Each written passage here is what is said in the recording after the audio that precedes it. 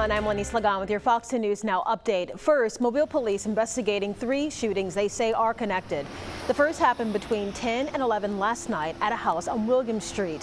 They say a man who tried to intervene in an argument between James Walters and his daughter shot him dead in self-defense and accidentally shot another woman. She is in critical condition. Police also saying that woman's boyfriend found out about it and went to seek revenge at Pathways Apartments on Florida Street.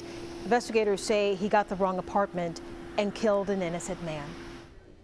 Mississippi lawmakers working on a proposal to bring medical marijuana to the state. They plan to have a draft of legislation ready later this summer.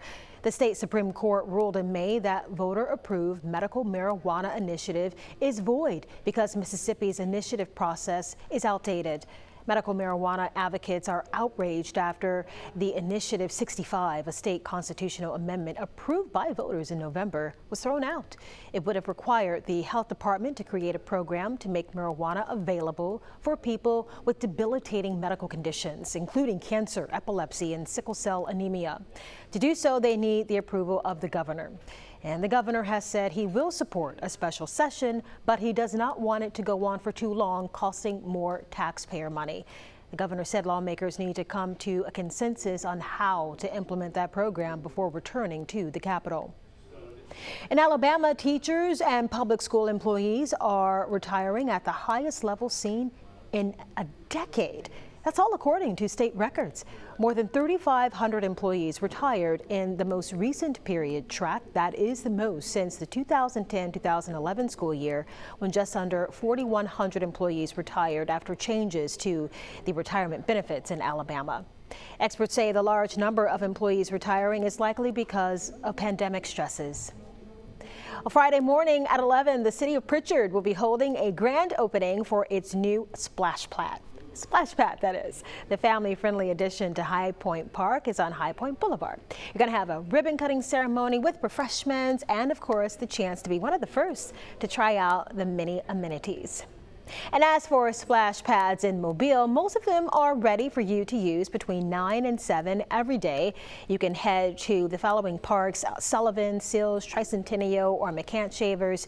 The city says they are still waiting on parts to make repairs to the splash pad at Medal of Honor Park. Of course, we'll let you know when that is back up and running. And listen to this. Fox 10 is teaming up with United Way of Southwest Alabama, Play Power, and Make an Impact to build a brand new playground at Walsh Park. The park is giving children in the surrounding neighborhood a space to get outdoors and play.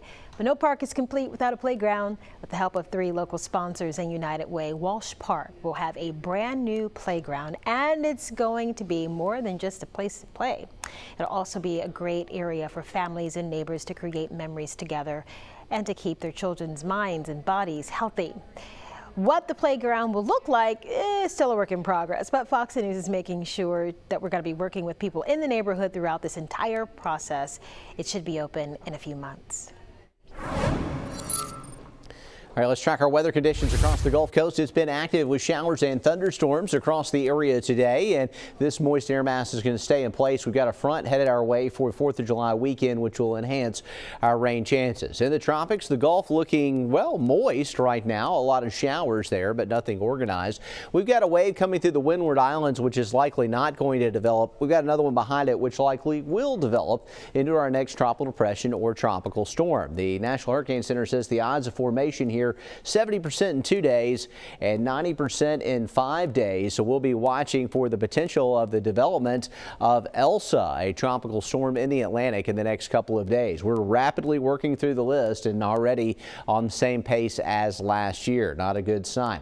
So what happens if Elsa forms? This is the GFS model showing that early next week we could have a system near Cuba. If it's compact in nature, the higher terrain of the Greater Antilles may have a big impact on ripping apart this system. It's also going to battle trade winds, but the GFS brings it in as some form of a closed low over central Florida by the middle of the week next week. You get an idea of what we're thinking there with the timing on that. We think that if anything impacts us, it won't affect the 4th of July weekend. It'll be next week, and it may be a little to our east. The European is not developing this as much. It keeps it as an open wave and brings it across the islands and more up into the Bahamas on Sunday and into early next next week and does not bring a tropical system into our area. So we're looking a little better with that European model run. Hopefully that's the one that is correct. Looking at our futurecast modeling, no sign of any trouble here for our overnight hours tonight. Tomorrow morning, we may see some coastal showers firing up, and our rain chances are really high tomorrow. Looks like a wet weather pattern for the Gulf Coast region, and that'll continue each evening. Afternoon and evening showers and thunderstorms, the chances are relatively high Friday and Saturday, up to 70%. We also expect a good chance of rain on Sunday for 4th of July. So we are looking at showers that we'll have to dodge. Nothing this has anything to do with anything tropical other than just the fact that we got some moisture in the area. We'll keep watching and tracking. Thanks for joining us here on Fox 10.